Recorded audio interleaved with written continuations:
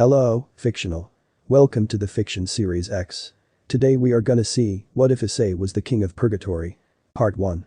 If you end up liking this video, please consider subscribe, so without further ado, let's get into the video. The soul. The embodiment of God's desire for humanity. The symbol of free will, free thought. In the beginning, God created the world and made the skies, seas, and land. Shortly afterward, he made humans and animals. Within the humans, he gave them each a soul. Free will, however, comes with a price. Adam and Eve, the first humans, disobeyed the orders given by God as they could with their free will. This is known as the story of Adam and Eve to humanity and represented a change in the thinking of God. God attempted to alter the soul, giving him control of humanity by that time which had multiplied exponentially. However, with the fall of Lucifer with a third of heaven's population, as well as the fall of Azazel and his group of angels, God had other things to deal with. So God quickly created a realm known as Purgatory, a place to keep the souls of dead angels, fallen angels, and devils, before focusing on eliminating the devils and fallen angels. As such, God delegated the role of protector of Purgatory to Metatron, who acted as God's voice to the lower-level angels. God never told Metatron of this enormous responsibility. God feared that if Metatron knew of the power he possessed, he too would fall from heaven as did Lucifer and Azazel. The only one that God told of Purgatory was God's first son Michael. God soon declared war on the devils and fallen angels afterward, and the struggle between the three factions became known as the Great War. Hostilities started mounting on all sides, and Purgatory quickly filled up in population. God anticipated that the war would end soon and started planning on how to punish the devils and fallen angel souls in Purgatory, but the war would soon claim his life. With God, the four original Satans, and numerous leaders in the fallen angels dead, an uneasy truce between the three factions ensued. Metatron, the protector of Purgatory, survived the war and helped lead heaven after God's death under the leadership of Michael. Michael turned most of his attention on rebuilding heaven, but remembered to keep a close eye on Metatron, as God had instructed him shortly before his death. Metatron was an eccentric angel to say the least. Metatron pretended to be a ninja, much to the displeasure of top-level angels, especially Michael. Michael was displeased as this made Metatron's movements untraceable, and Metatron would disappear for years at a time, without telling anyone where he was or what he was doing. Michael eventually let Metatron do his own thing, as Michael was confident in Metatron's ability to survive on his own. Michael is concerned with Metatron's survival as God mentioned a fail-safe, should Metatron die.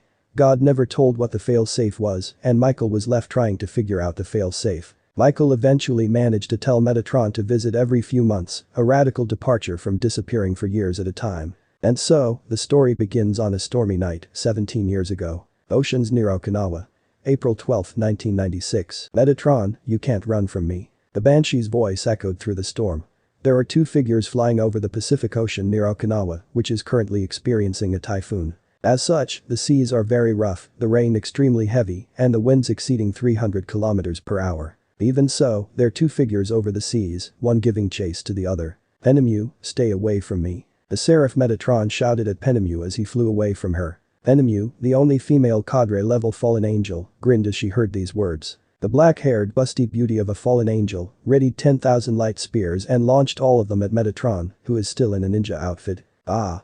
Metatron said as he saw the light spears and turned sharply to avoid the light spears. So, you want to fight Penemu, you've got one now. Metatron said as the light spears crashed into the ocean. Metatron created thousands of light spears, and Penemu did the same. The spears launched at each other, hit each other, causing a brilliant flash of light and a deafening sound. The two continued to throw light spears at each other as the storm around them intensified. Lightning crashed in the backdrop of this battle, which raged for over 30 minutes. It isn't every day that two 10-winged angels do battle with the intent of killing each other. Eventually, Penemu gained the upper hand, sending Metatron on the retreat. Penemu managed to grab Metatron by the throat and held him up. This is for Gadriel and Turil. Penemu shouted as she sent 3 light spears into Metatron's torso. Metatron yelled out in pain before laughing at Penemu. What's so funny? Penemu demanded. Look at your dress. Metatron said as he coughed and gagged. Penemu looked down and saw a light spear that ripped through her purple robe and pierced her stomach. I laced it with my special poison. Metatron said as he laughed. Metatron continued laughing as Penemu looked down in shock. Metatron's poison was very well known through the mythological world for its strength and potency, and there have been no recorded cases of fallen angels or devils surviving it once it is injected into their body. I'll see you in hell. Metatron joked with his final breath before succumbing to death. Metatron's lifeless body fell into the Pacific as Penemu started to wheeze violently. Penemu then started foaming at the mouth as her wings went up in flames. Soon after, Penemu's body joined Metatron's body in the Pacific. Both of their bodies were never found, but Michael knew that Metatron had died. It is said that when Michael found out about Metatron's death, Michael remarked, "Let's see what fail-safe you had in mind, father." 17 years later.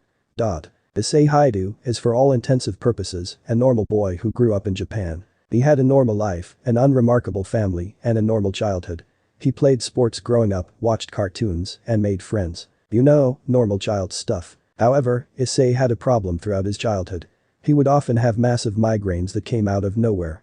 These migraines would leave him hospitalized for days, and no one knew what caused it. Doctors tried to find a cause for it, but their search was in vain. However, when Issei turned 10, the migraines went away. No one knew why, but no one cared as Issei was cured of those debilitating migraines. Eventually, Issei went into high school like most other teenagers. He went to Kuo Academy and became friends with boys by the name of Mitsuda and Motohama. Both were notorious perverts at Kuo Academy, a school that was predominantly female, owing to the school's many years as an all-girls school. Issei, however, didn't often indulge in their activities with his friends. Issei mainly kept to himself, played video games and watched, shall we say, inappropriate videos. Issei, like many boys his age, often dreamed about his first date and kiss. The moment that every boy dreams about occurred 5 days ago. "Would you go out with me?" the girl, Yuma Amano, asked Issei as he went home after school. "Of course, Yuma-chan," Issei said happily. "How's Friday?" Yuma asked shyly. "Very good," Issei shouted happily. "Great. See you then, Issei," she shouted as she turned around and left. Now, this would all be great, but the girl Yuma Amano was in reality a fallen angel by the name of Rainer. She was supposed to watch him only, but she got other ideas and tried to murder him. "Issei, can I ask you to do something for me?" Yuma asked Issei at the end of their date. "Of course, Yuma-chan," Issei said as Yuma smiled. Yuma leaned in and whispered into Issei's ear. "Will you die for me?" she whispered in his ear. "I must have heard that wrong," Issei thought. "Ah no, Yuma-chan, can you please repeat that?" Issei asked. "Sure," Yuma said as her date outfit was ripped apart as black wings sprouted from her back. Her outfit was replaced by a S&M outfit, an outfit that barely covers anything. "Will you die for me?" she said as she materialized a light spear in her right hand. Issei, frozen due to shock, helplessly looked on as Yuma threw the spear at him. "No. I'm going to die a virgin," he thought in his head. "No, you're not." A male voice echoed in his head as a tremendous flash of light appeared in front of Issei. An enormous amount of power was released as a beam of light shot into space. Grigori headquarters, such a tremendous amount of aura. Azazel remarked, looking out of the ornate window in his office at Grigori headquarters. "The underworld, what unbelievable power." Serziches and Seraphil remarked at the same time in their respective chambers at the Satan's palace in Lilith. "Heaven, so, it has been revealed," Michael said, smiling as he felt the power. It was unmistakable to him. This was the power that his brother, Metatron, once possessed. Michael pressed a button underneath his desk and soon after, 2 angelic magical circles appeared in his office. "You called for us, Michael-sama." The seraphs Raphael and Uriel asked their lord and brother. "Yes. Go to the location of that power surge and secure the source," Michael said to the 2 seraphs. "Yes, Michael-sama." They shouted in unison as a magical circle took both of them away. Back with Issei, Rainer shielded her eyes from the immense brightness of the blast. When she lowered her hands, she saw a sight she couldn't believe. There he was, Issei Hyoudou blocking the light spear with one finger, an evil smirk on his face. "Ah, it has been so long since I've had a mortal body," Issei said in a deep, sadistic voice. Issei stared at Rainer, who looked at him dumbfounded. "So you are the one to thank for my release, fallen angel?" "I'd suppose I should thank you, but I haven't killed anything in some time, so I'll kill you now," Issei said as his eyes turned pitch black. "Don't make me laugh. A human can't kill me," Rainer said haughtily. She materialized another spear, which she chuckled at Issei, who simply smiled. "Do they give these out to kids now?" Issei said disgustedly, catching the light spear in his hand before snapping it in half like a twig. Now, I'll give you one more chance to kill me. That is the least I can do for freeing me from that place," Issei said, goading on Rainer. "I already," she shouted, creating 2 light spears which she chuckled at Issei. Issei caught one light spear and parried the other one with the first. "Game over, fallen angel," Issei said as Rainer's wings and arms became pinned to the ground by dozens of light spears. Rainer screamed out in pain as she was forced to the ground on her back. "This is all I can do? I've gotten weaker," Issei remarked to himself. "Now, Yuma's the name, right?" Issei said as he walked up to the pinned Rainer. "Issei, don't kill me please," Rainer shouted out at Issei, who kneeled down to get a closer look on her face. "So, that's the kid's name. Issei." Issei said, running his right hand on Rainer's face before giving her a violent backhanded slap. So Rainer, would you come after my host? Nothing that I'm complaining of anything. Issei asked Rainer, who gritted her teeth in response. Like I'd tell you anything, monster. Rainer shouted at Issei, who stood back up. Takes a monster to know one. Since you don't want to talk, I have other ways of getting the information. Issei said as he bent over to put a hand on Rainer's forehead. Rainer shook her head, squirming until Issei pinned her down by the throat with his left hand and touched her forehead with the right hand. I see, Azazel. Issei said, standing back up. How do you know about Azazel-sama? Rainer asked at Issei, who simply smirked at her. Wouldn't you like to know? I know many things, child. Issei said hatefully. Who are you? Rainer asked fearfully. I go by many names. Halel, Venus, Morningstar. But you may know me as Lucifer. Lucifer said, smiling at the fallen angel, who was absolutely terrified. Impossible. Rainer said, trying to break free from Lucifer's crushing grip. Oh, is it? Ye of little faith. Lucifer said, standing back to his full height before stomping on Rainer's torso with his right foot. Well, it's been nice to chat, but I should be going now. Lucifer said as Rainer's eyes started to bleed. No. What is happening to me? She shouted in absolute agony. You're dying from the inside out. Lucifer said as he took his foot off Rainer, who was screaming now. First, you'll die from the shock due to the pain, so it should be over in about 10 seconds. Lucifer said as he stared at Rainer, who was screaming at the top of her lungs in writhing pain. 10 seconds passed before Rainer's screams stopped. Ah, what a beautiful world. Lucifer said before his body started to tremble. You can't bring me back inside, old man. Lucifer shouted out loud. Lucifer struggled to regain control of his muscles, which are violently twitching. Lucifer then fainted, leaving Issei's body lying on the cold hard park ground. Less than 5 seconds later, light appeared in the park, piercing the darkness around it. So this is what brother wanted us to retrieve. A male voice said as two magical circles materialized near Issei's body. Of course, brother. Another male voice said. One male was a tall male with flowing brown hair and the other male was a short male with messy black hair. Both are wearing white robes and possess white halos above their heads. The most noticeable feature, however, was that the figures each possessed 10 pearl white wings protruding from their backs. I hope we are not too late. The first male said, walking up to Issei's body. He isn't dead, Raphael. His aura is still present. Uriel said to Raphael, who picked up Issei's unconscious body. You're heavy, aren't you? Raphael smirked as he carried Issei like he was a child. Raphael, you feel the devil watching us? Uriel asked his brother. Yes, the one in the trees. Raphael said. Yep. What should do? Uriel asked. We don't have any orders to kill tonight, so we should let it leave. Raphael said. Let me have some fun though. Uriel said with a smirk, turning his back towards the direction of the devil, who was hiding in the trees. Devil. You have 5 seconds before the tree you are in goes up in flames. Uriel shouted in that direction. 5. Uriel said, holding up 5 fingers in his right hand. 4. Lowering 1 finger. 3. Lowering another finger. 2. Lowering yet another. 1.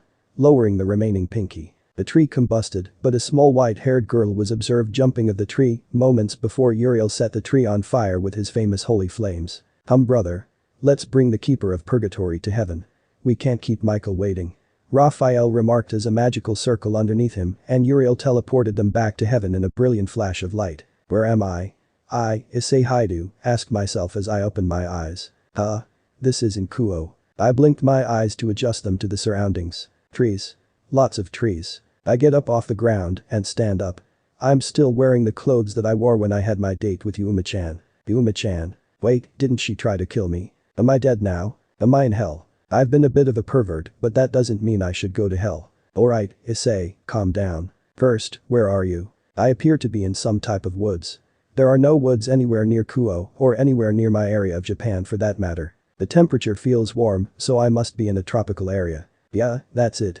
I'm in some type of tropical area and not hell. Okay, I'll try to find my way out of here, get some help and go back to Japan. The sun rises in the east and sets in the west. Alright, let's see if I can see the sun. Nope. The trees obscure the sky from my view. The sky appears a faint purple. What? Alright, since I don't have that benchmark guiding me, I'll just start walking. I started walking in a straight line over the bumpy dirty road in front of me. There are many plants lying near the ground, low-hanging berries of numerous colors hanging from the trees overhead. I could reach for berries, but I'm not that hungry right now and I know better than to eat something that is unknown to me. Alright, I think I've been walking in a circle right now. This looks just like the place that I awoke from. I checked my watch. 5:42 p.m. Growl. I turned around as I heard a low-pitched growling sound. That doesn't sound good. I scanned the wooded environment, looking for the origin of the sound. I could hear something running towards me, given the sounds of crushed leaves and cracked branches. A black animal soon popped out from the woods in front of me. A black boar. A very large black boar. It is growling at me. Alright, Issei, slowly back up. No sudden movements or else it will charge at me and make it its dinner. I slowly backed up, staring at the boar as I moved backwards. Crap. I tripped backwards and the thing started charging at me. I'm dead. I closed my eyes and waited for the end. I don't want my last sight to be a charging boar spearing me with its tusk. What? Am I still alive? I heard a squeal in front of me. I first felt my entire body, looking for any cuts or stabs from the boar. None. Alright, good. Time to open my eyes. I see a figure with his back turned to me. I see the pig, a spear stuck into its head. The pig is bleeding a lot from its head. I turned my head away as I don't like to see any death. I turned back to see the figure turn around to me, carrying the boar on his shoulder and a spear in his left hand. I can see that the man is a foreigner, an old one at that. He looks to be about 60 or so years old. He has a full white beard, white hair bangs covering his eyes, and his face shows the signs of his age.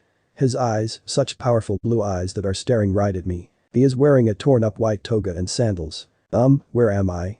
I asked the man. He looked confused for a second, but then started to move his mouth. You're here, son. The man replied in Japanese. Where exactly is here? Where is here?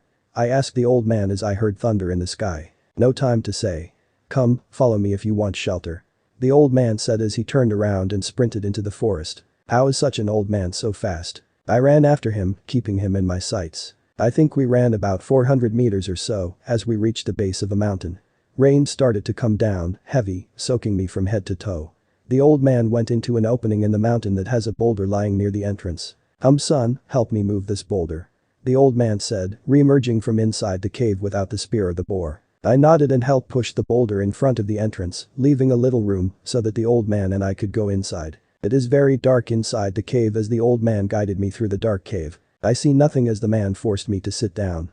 I then hear objects being grinded together, creating sparks that let me briefly see in the darkness before a fire was started in front of us. Who are you?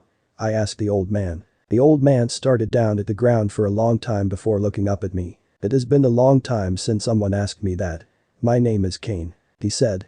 Cain, what an interesting name. Who are you, my son? He questioned me. My name is Issei Hyoudou. I said back to him. Nice to meet you, Issei. He said as he got up and went to get the boar to put over the fire. Say, where are we? I asked the old man as his face became visible again in the darkness. We are in purgatory. Wait, what? What? This is purgatory. I shouted back at the old man. Indeed, young one. The power you possessed in life prevented you from going to hell. He said back kindly as I stared at him. What are you talking about? Hell doesn't exist. He just stared at me as I looked at him. Son, do you believe in God? He asked me. Why would he want to know that? Not really. I'm sure there is one out there, but I don't believe in him. I said back. Son, he is real. He created everything. You, me, this place. This, prison. The old man said as his voice trailed off. Did I say something bad? So tell me, son. How did you die? The old man asked as he stared intently at me. I was killed by my girlfriend. She had black wings and killed me with a spear that appeared out of nowhere. I said this as the man became interested. Oh. Tell me, did the spear look like it was made out of pure light? How did he know? Yes. Now that you mention it, it was made out of light. I said to him.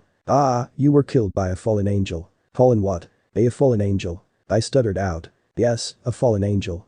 You know the story of Lucifer and Satan, right? He asked me as I nodded. Good. So you know that Lucifer fell from heaven with a third of heaven's followers. These followers became devils. He said. Devils, there isn't just one. Devils.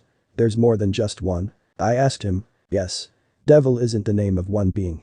It is the name of a species, just like human or dog. He said before continuing on with his interesting story. Shortly afterward, another angel named Azazel fell with some more angels, and they became known as fallen angels. They fell due to their lust, greed, or other human vice, but still retained their light-based abilities given to them by God. He said as I nodded. So, you have been killed by one of these fallen angels. The question is why? He said to me with questioning eyes. I don't know why she would kill me. I'm just an average person. I shouted at him. Or so you think. The fallen angels wouldn't just go around killing people for the fun of it, otherwise they'd provoke Michael into action. He said as I heard the name Michael. Michael? Who's that? I asked him. He stared back at me with a puzzled look. "Ah, so you don't know. Tell me, can you keep a secret?" he said to me. "Of course," I replied. "Okay then, I'll tell you what happened. There are a big war, between the devils, the fallen angels and the angels, many years ago. God and the 4 original Satans, yes there are 4 Satans, died in the war.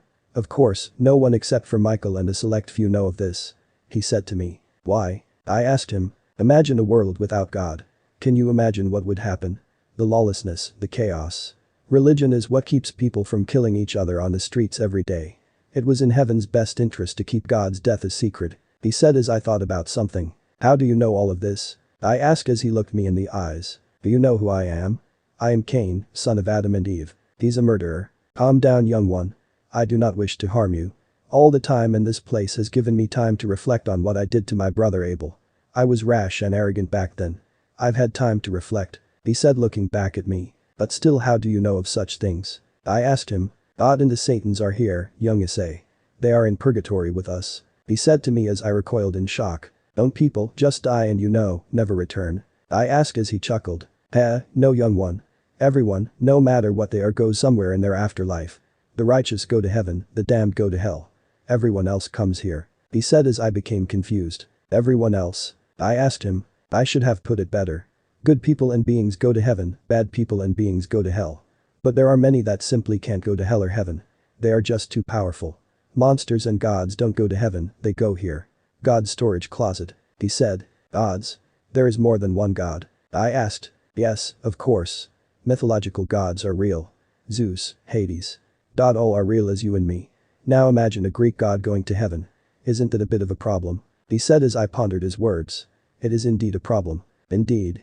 So why are you here?" I asked him as he shook his head. "That's the thing. I was around since the beginning, so I expected to go to hell, which was originally a second world that God had made, just in case if he was displeased with Earth. Anyway, I roamed the Earth before coming here all of these millennia ago. I guess heaven didn't want me and heaven couldn't take me," he said with a chuckle. "So, what exactly do you do here?" I asked him, thinking about what could possibly be used to pass the time in this place. "Survive by hunting animals and avoiding them," he said as I raised my eyebrows. "Them?" I questioned him. "Ah yes, I forgot to tell you. God and the Satans are both in purgatory, so naturally there would be conflict. The battle lines here are much more fractured though. Everyone is carving up purgatory's territory. There is fallen angel territory, devil territory, Greek territory, Aztec territory. You name it, they're here. The place we are in though, it is a no man's land. No one wants it lest they risk provoking the other factions into a full-scale war," he said as I nodded. "Whose side are you on?" I asked him as I stared up at me with an amused expression. "No one's. Slave under them and risk letting them take your soul. No thanks," he spoke out as the boar started to char. "Take your soul?" I asked. "There are many things you will learn, young one. You need not know of this right now. Come, let us eat," he said to me as he took the boar off the fire with a sharpened stick. "Issei," I heard a male voice shout out to me. I looked at Cain, who looks just as confused as me. "Issei, your time is not now. Come back to the world," the voice said as I felt lighter. I looked down at my body, which was glowing and disappearing. Cain stood up and stared at me.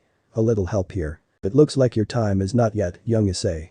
I believe we will meet each other again in the near future," Cain said as light overcame my eyes. "Issei, wake up," the male voice said to me as I felt a nudge on my shoulder. I opened my eyes to a white room. I'm in a completely white room surrounding by many people with white wings. Wait, wings angels. I'm sitting in a chair at the long end of a table and there is someone sitting opposite of me. A foreign man with blonde hair and green eyes and wearing an impressive shoulder plate. "My name is Michael and we have much to discuss, Issei." Michael, the one Cain was telling me about. "Do not be alarmed, Issei. I do not wish to harm you," Michael said as angels stood next to Michael's grand white chair. "Oh. There is a woman there with huge pie next to him. Issei, you are in heaven now and you will stay here as you fulfill your destiny," Michael said to me, folding his hands in front of him. "My destiny?" I asked Michael. "Yes, you are the King of Purgatory," he said to me. "King me? Cain just told me I was in purgatory, not the king of it. I know this might be shocking to you, but let me explain," Michael said as he put his hand up. "No need, I already know," I said, causing the angels next to him to raise their eyebrows. Michael himself didn't show any reaction when I said this. "Tell me, what do you know?" Michael asked of me. "There was a war long ago between devils, fallen angels, and you angels. In the war, God and the 4 original Satans died," I said as Michael stared at me before nodding his head. His true father perished during the Great War. Tell me, Issei, how do you know of this? Michael asked me. Cain told me. I said as the angels gasped. Don't listen to the liar, Cain. The blonde-haired woman with large breasts next to Michael shouted out. Silence, Gabriel. Michael said, raising his voice and turning his head to the woman, whose name is Gabriel, I guess. Issei, what other information did Cain tell you? Michael said as he turned his head back to me. Cain told me of many factions in Purgatory and of its many inhabitants. I said to Michael, who simply smiled as an handsome male angel rushed over to his side, whispering something to his ear. Good point. I almost forgot about that. Michael said, putting his hand on the angel's shoulder. Issei, this is Bartholomew. He is one of heaven's best magicians and is the only angel here who has gone to Purgatory before. Michael said as I looked at Bartholomew. He was a figure rivaling Kiba's pretty boy charms. He looks to be an older version of Kiba, it is almost as if he was Kiba's older brother. Damn it. All pretty boys should just die. Bartholomew briefly bowed to me before whispering something else in Michael's ear. Michael nodded at whatever Bartholomew said. Issei, you are not only the king of Purgatory, but the wielder of something else. Something powerful and beautiful. Michael said with a smile. I questioned his intentions as I started at the other angels in the room, who look very happy. What are you talking about? I asked. You are the wielder of the boosted gear. He said with a beaming smile. And? What is that? It seems you are confused. Gabriel, explain. Michael said as the woman with large breasts and blonde hair stepped forward. This will be a large explanation, so please bear with me. Gabriel said to me as I nodded. The boosted gear is a sacred gear, an object created by our Father and given to humans. The sacred gears were given to humans to perform miracles by the grace of our Father on earth, and the sacred gears fulfill this task in various capacities. Your sacred gear is part of a more exclusive group of sacred gears, called Longinus gears. These Longinus gears, numbering only 13, have the ability to kill gods or satans once the potential of the wielder is fully realized. Gabriel finished. What? I am the king of Purgatory and the wielder of this boosted gear. Also, adding on to what Gabriel already said, your boosted gear is quite powerful. It contains the soul of Drag, one of the two heavenly dragons. Michael said. The dragon is inside of me. Wait a minute. Wait, soul. I thought souls could only go to heaven, hell, or purgatory. I questioned Michael. That normally would be correct, but not in this case. You see, these two dragons rampaged throughout the world many years ago, and as punishment, we sealed the souls of the dragons into two sacred gears. The one you possess, and another one called the Divine Dividing, which contains the soul of Albion, the other heavenly dragon. Michael answered as I digested the information. Okay then, how do I use this sacred gear? I asked as Michael smiled. There is a time for that later, Issei, we have more pressing things to deal with. Michael said. Such as? I raised my eyebrows, and if on cue, Michael started to speak. Yes, we need you to do something first before we proceed. Michael said as I nodded. What is it? We need you to kill Lucifer. Michael said with the utmost seriousness. Okay, so you want me to kill the devil that is within Purgatory, which is somehow inside of me. How exactly do you want me to accomplish this? Okay, and how do you propose I kill the devil? I sarcastically asked Michael. I will lend you some of my power, so that you will go inside of Purgatory. Then call on God and Lucifer to appear as you have the power to do so. Accept God, and together, you will banish Lucifer from the confines of Purgatory forever. Michael said as he teleported next to my chair. Jesus Christ, that was fast. Stay calm, Issei. Michael said as he put his right palm on my temple. His hand. So cold. I just appeared in the middle of nowhere, inside of Purgatory. Damn it, you could have given me a warning or something like that before zapping me to Purgatory. I appear to be in a clearing somewhere in Purgatory. A field of grass under a dark purple sky. Okay, calm down, Issei, and just do what he says. God. Lucifer. Come out. I commanded. I shouted up at the purple sky. And just like that, two columns of fire descended from the sky. One column appeared to the right of me, the other to the left. When the light from the fire pillars died down, I could see 4 figures on each side. On the right, there is a bearded man with a staff, a brown-haired man in a monk's outfit, a white-haired woman with long hair and a white dress, and a ninja. All of these people have angel wings appearing out of their backs, each having 10 pearl white wings, except the bearded man, who has 14 wings. On the other side, I see a handsome man with blonde hair and a medieval style of armor, a black-haired man with a thin beard who is wearing clothes of a Shinto priest, a woman with big breasts and red hair and a business suit, and the last member is a bald man without a shirt, showing his muscular upper body. Hey. Stop showing off your awesome body. I can feel the power coming from each one of these beings, their power is much greater than that of Michael. The woman with red hair is staring at me while licking her lips. God and Lucifer, I presume? I asked jokingly. It is finally nice to meet with you, Issei. The bearded man on the right said. God. As it is with you, God. I said back before turning my sight to the other group. Lucifer. Who is with you? I asked Lucifer. I honestly want to know. Asmodeus. Beelzebub. Leviathan. He said as a person stepped up when their name was called. Damn, Leviathan is a hot woman. Very nice. I said as I stared back at God's group. Metatron. Serial. Rigel. God said as the ninja, the woman, and the monk stepped forward in that order. Well, I assume you know why I am here. I asked as God and Lucifer nodded. Michael asked you to come here. To kill me? Issei, what do you want? Don't listen to Michael, join our side. We will give you anything you want. Michael said as Leviathan stepped to his side. Lucifer, you know you can't corrupt another pure child here. Issei, do the right thing. God said. Both compelling arguments. I think I've made my choice. God. I choose you. I said as I ran towards God, who has his arms open. I reject this. I heard Lucifer scream as I heard magical spells being casted. Metatron. God shouted as I neared him. Metatron ran past me, as did Rigel. I ran into God's arms, and I felt his power being absorbed into body. It is tremendous, such power. I screamed as his power rushed through my very body. I turned around and Serial put her hands into my body. Her power was also absorbed by me. I screamed as I turned and faced the battle happening in front of me. Such power. Metatron and Rigel blocked Lucifer's, Asmodeus's, Leviathan's, and Beelzebub's attacks. I could barely focus as Serial's powers became my own. I focused my hands at Metatron and Rigel and began to absorb their powers. How am I doing this? I have no idea as their bodies turned into pure light which rushed at my fingertips. I felt wings sprout from my back. Such pain. 1, 2, 3, 4, 5, 6, 7, no 8. 8 pairs of wings came out from my back. I felt blood trickling down my back, but the pain is now numb. I feel alive. You all shall be punished for your crimes committed against me. My judgment shall rain down upon you. I said. My mouth is moving by itself now, why would I be saying these things? My arms moved up, creating extreme winds as I saw millions of light spears next to me. How am I doing this? The ground froze with their feet and the light spears cut through all of their bodies. Asmodeus has a spear through his head, Beelzebub has 2 spears through his chest as does Lucifer. Leviathan's beautiful body was completely torn up by the light spears. I then saw 4 orbs of pure white traveling towards me. Souls.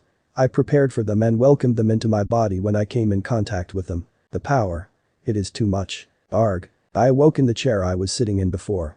I opened my eyes and saw the worried looks of everyone in the room. I lifted my hands up and they moved faster than they did before. I stood up from my chair extremely fast. What? I flexed my arms and legs. Everything feels so new. So much stronger, so much faster. Is this a result of the souls of God and everyone else I've absorbed? Did you do it? Michael asked me. Yes, I did. I told Michael with a smile. Michael sighed a breath of relief and everyone's face lit up with happiness. You are finally here. The Messiah. Michael said to me as everyone in the room went to a knee and bowed to me. Seriously, King of Purgatory, wielder of the boosted gear, and now Messiah.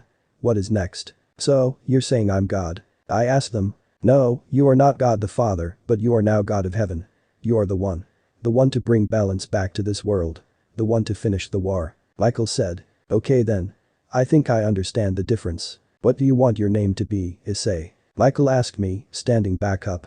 Everyone else followed suit. What do you mean? I asked him. What do you want your name as God to be? He asked back. What's wrong with Issei? Why can't I just stick with Issei? I said as Michael shook his head. The God with the name Issei, no.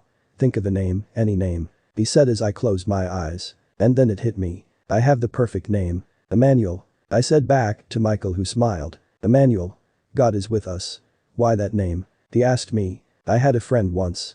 He was my childhood friend who went to church every Sunday as his family was extremely religious. I occasionally went with them, so I picked up the name Emmanuel from gospel songs that I sung. I see. Well, Emmanuel, we need to start your training tomorrow. Michael said as he approached me with a smile. Training for what? What? I asked Michael. Your training. You need to learn to control the power of the souls you have, as well as learn to use the boosted gear within your body. Michael said to me with a smile. What about school and my family? I asked as Michael's expression turned said. Emmanuel, how long do you think it has been since you awoke from the first time in purgatory? Michael asked me with a questioning expression. Less than an hour, why? I answered. Emmanuel. Michael said as he put his hand on my right shoulder. This isn't good. It has been a week since you've awakened. Michael said as I looked at him like he was insane. How is that possible? I shouted at him. We do not know. time appears to go on much slower in purgatory than on earth. Bartholomew stated that it felt like he was in purgatory for 40 years, while it has only been 4 months on earth. Michael said to me. So, what are you saying? I asked him. You are missing, Emmanuel. You have been missing for a week. Everyone in Japan is looking for you. Michael said. I need to get back at tell everyone I'm fine. I said, thinking of my parents. You can't do that. What are you going to say? I've been to heaven and purgatory and am now the king of purgatory. The fallen angels who killed you will try again, and they might hurt your family. The devils have detected the power levels in Kuo and will easily find you. They will force you to their side with any means necessary measures. Do you see why you need to stay here? Michael said to me. I hated what he was saying, but I understand his point. So, everyone knows I am missing. What does everything think? Am I dead? I asked, thinking that me talking about myself being dead is rather humorous. There has been no official story as to your disappearance. Michael said to me. We need to change that. I said to Michael as I thought about what to do. Is it possible to erase the memories of me from the ones I knew? I asked Michael. Of course, Messiah Emmanuel. As you wish. I sighed as Michael left to consult with other angels to start this process. I'm sorry everyone. I'm sorry Mom and Dad. Issei Hyoudou is no more. I am Emmanuel. Is it morning? I opened my eyes and tried to move out of my new white bed that is in my room. God's room was the one Michael gave me. I sat up in bed, staring at my new room. It happened so fast. Just a week ago, I was just Issei Hyoudou, average kid in high school. Now, I am God. It still feels weird to call oneself God, but it is true in my instance. Apparently I am the new god of heaven, king of purgatory, and wielder of the boosted gear. My room, the one that used to belong to the previous god of heaven, is a beautiful room. All the walls are painted in a bright white color. Gold trimmings decorate the room, and there is a massive diamond chandelier right in the middle of the room. I see 2 elegant French-style windows to my right side, allowing some light to come into my already bright room. There are 2 doors in my room. One is the entrance to the room, the second is the door to the bathroom. The bathroom was beautiful from what Michael showed me yesterday. The bathroom is completely extravagant with an ornate white bathtub on one side and a large shower with fiberglass doors. The toilet is made out of pure white gold, which I didn't even know existed. The sink is made out of marble, just like the handles of the faucet and the tiles on the floor. Everything here is just so beautiful. Knock knock came the sound from the door. Come in. I said as the door opened, revealing Michael and Gabriel. Good morning, Messiah Emmanuel. They both said in unison. It is still strange having people call me that. Good morning to you too. I said as I hopped out of bed in the pearl white pajamas that they gave me. Emmanuel, shall we get you breakfast? Michael asked me. Sure. Yes, that would be fine. I said as Michael snapped his fingers. Wow. How did he do that? Right in front of me is a complete traditional Japanese-style breakfast. It seems wonderful. Thank God for this. I jokingly muttered under my breath as I dug into the food. So delicious. Do you want? I asked Michael and Gabriel, who both shook their heads. No thanks, Emmanuel. We do not need food to sustain ourselves. Gabriel said as I put food down. Why would they ask me then? I don't need food either then. Emmanuel, well, we don't need food to survive, we eat to blend into human society when we are on Earth. It also might be reassuring to you to have breakfast, Michael said. Is he reading my mind? I see. Okay then. What is the agenda for today? I asked them. Michael told me that as God, I have an agenda that I have to follow now. Yes, Emmanuel. Today you will meet the Council of Seraphs, the organization of all the Seraphs in heaven. They know of what happened and they will see it now. Then, we will discuss your training schedule and then start training. Michael said to me. Okay then, sounds good. I said as I finished the last of my food. Okay, just give me a minute to change. I said as Michael and Gabriel left the room. I put on a white toga and sandals that they gave me and headed out the door. Okay, let's go. The walk to the council room was unremarkable. Since my room is right in the building where the council room is located, nothing will happen on the way there. The walk will only take 5 minutes. When I asked Michael why are we walking instead of him teleporting me there, he responded that he wanted me to see heaven's history. I assume he meant that he wanted me to look at the paintings on the walls. There are numerous paintings on stern-faced people and angels, as well as paintings of places on Earth. Raphael, Metatron, Gabriel, and Sariel were some of the angels who had paintings on the wall. Jerusalem and Rome were paintings on the wall, both were next to a painting of a figure whose face was stretched off from the painting. Who is this? I asked Michael. Michael stopped, as did Gabriel, and they stared at the painting before having a sad expression on their faces. That was Lucifer's painting. Michael said sadly. I see.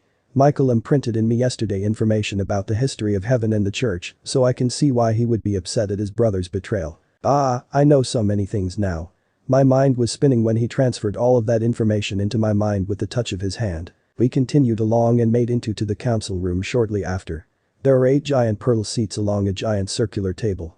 I see 5 angels already seating down at the table. All of the angels stood up when they saw us walking. Emmanuel, may I introduce you to the Council of Seraphs, the guardians of heaven. Michael said as he gestured towards all the angels. Introduce yourselves to our new brother. Gabriel said as she took her seat at the table. Raphael.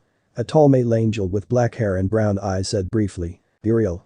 A stocky brown hair, blue-eyed male said. Sandalphon. A black mushroom haircut angel with glasses said. Raziel. A female angel with a short black hair bob cut. This angel has purple eyes and are staring at me when she said her name. Remiel. Another female angel with flowing red hair and red eyes said to me. There you have it, Emmanuel. Michael said as he took his seat at the table. Everyone is staring at me intently. Should I be sitting too? I sat at the one remaining seat, the biggest seat at that. First order of business. This is the King of Purgatory, wielder of the boosted gear, and the Messiah. Michael proclaimed in his seat, which is next to me. Everyone in the room clapped for me. Now, the Messiah has to train to properly fulfill his roles as the Messiah, and you will all help him in that capacity. Michael said as he looked around the room before looking back at me. Uriel. Teach the Messiah about our angelic magic. But before you do that, train him in the basics of flight. Have to get the basics down first. Michael said to Uriel. Uriel nodded his head, and Michael then smiled. Sandalphon, teach him various forms of combat. Michael said to Sandalphon. He is asking the nerdy one to teach me how to defend myself. Sounds very reassuring. Remiel, teach him on the soul and its powers. Michael said to the woman, who in turn smiled at me. Dulio will teach you to use your boosted gear. Michael said as I looked around. Who's Dulio? I asked Michael, who looked shocked for a moment. Ah yes, you are unfamiliar with him. Dulio is one of the church's most powerful magic users, as he is the possessor of the Zenith Tempest, a longinus that can control the weather. He is extremely proficient in the use of it, so I thought it would be beneficial for a longinus user to teach another longinus user. Michael said. Okay, sounds good. Alright, when do we start training? I asked. Now. Michael said. Alright, Emmanuel. As Brother Michael stated earlier, it is my task to teach you how to fly and create light spears before we move on to the advanced magic. Uriel said to me with a stern look on his face. Okay, let's get started. Teach me and I will try my best. First, open your wings from your back. Feel the wings in your body and push them out. Uriel said with a deep breath as 10 wings appeared from his back. Why do you have 10 wings? I asked him as he chuckled. You see, Emmanuel, the stronger an angel is, the more wings he will have. Most lower angels have been 2 to 8 wings. We Seraphs have 10 wings, while Brother Michael has 12 wings as the leader of heaven. Uriel said as I nodded. Okay then, I'm ready for my wings. Inhale, exhale, exhale. I feel them in my body. Push them out. I opened my eyes as I felt my muscles tense before relaxing. How did I do? I asked Uriel, who is staring at me in shock. What is it? I turned around, and I was stunned. 16 pearl white wings. All appearing from my back. I take it I broke a record around here? I asked. You will be trained on the various arts of combat here. Armed and unarmed, light spear or no light spear, you understand me, Emmanuel? He shouted at me. No need to shout. I understand. I shouted back at him since we are both shouting. Okay, first thing is first. An angel's primary weapon is their light spear. All angels know how to use light spears. To create a light spear, simply hold your hand out like this. Sandalphon said to me as he held out his right hand. I followed his lead and held out my hand exactly like he did. Now, release a bit of your power and it will manifest itself into the shape of a spear. Just imagine now. He said to me as he created a spear in his hand. I let power flow from my body to my hand and I feel a sensation forming. A mass of light slowly materializes into a light spear. Wow, did I do this? Good, make 10 more. He said as I dropped the one in my right hand. I held up both hands and let the power flow from my body to the hands. 2 spears were created. I dropped them and created more and more, creating more than 10 before Sandalphon stopped me. Alright, you have handheld light spears down. Let's see you make light arrows. Just let your power flow from your body to the surroundings. Sandalphon said. How many should I make? I asked Sandalphon. Make as many as you can. He said with a smile as I nodded. I let my power flow into the environment. I see hundreds of light spears appearing on all sides of me. It is working. Good. Let's see how your coordination is. To aim a light spear, simply focus on the direction you want it to go. For light spears, just throw them where you want to go. For arrows, you need to aim them though. Let's see if you can shoot an arrow straight into this target. Sandalphon said as he created a shooting dummy to the right of him. I fired an arrow at it and it worked. Again. He said. And I shot another one at it and it hit. And a third time. He said, and so I did it again. Let's see if you can hit a moving target now. Sandalphon said as the target started to zigzag all around. I concentrated and shot all the light arrows at the moving target, following the target with my eyes. The light arrows hit the target head-on and destroyed it. You are a very fast learner. I am impressed. Emmanuel, here you will learn about the soul. Emil said as she hit the blackboard with a ruler. As opposed to the training before, we are in a classroom as opposed to an open field.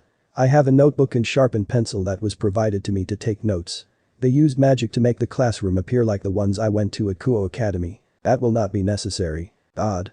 I heard God's voice just now. I started at Remil, who is in the middle of a sentence. Did you hear that? I asked Remil, who stopped what she was going and looked at me. Hear what? She asked. My daughter cannot hear me. If you want her to hear me, calm your mind. God is telling me from inside my mind. Alright, here goes nothing. I closed my eyes and calmed my mind, thinking of nothing except light. Daughter. It is I heard God say again. This time, Remil looks at me stunned. Father, is that truly you? Remil shouted at me as she slammed her hands on my desk. Whoa, how did you get here so fast? Yes, it is I, daughter. I have the ability to communicate out loud if Issei chooses to do so. God said out loud. Now, please leave us, daughter. Issei and I have much to discuss.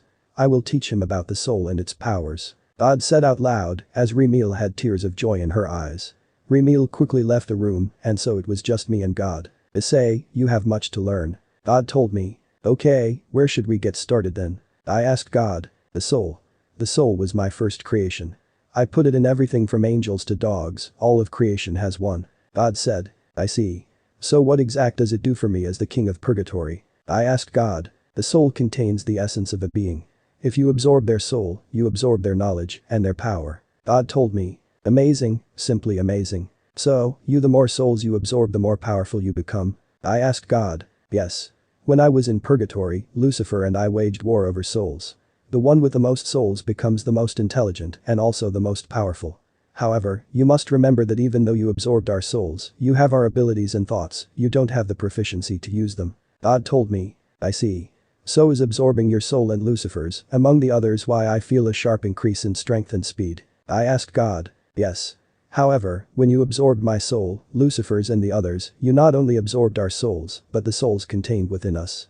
The souls that we captured while we were in Purgatory. God told me. How many souls are there in Purgatory and how many do you have between your two groups? I asked. There are 100 billion of souls in Purgatory. Out of all the factions, we have the most with about 90 billion. The person with the third most is the fallen angel Turiel. God told me. Is there any other use for the soul beside the increase in knowledge and power? I asked God. Yes. There are two more important uses for the soul. The soul can provide you with a dramatic but temporary increase in power.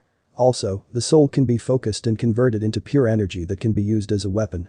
Both of these, however, come with permanent destruction of the soul and its knowledge. Amazing, the soul can do that much. Incredible. I said, in awe of what power the soul has. Issei, you are a young one, but in time will grow with strength.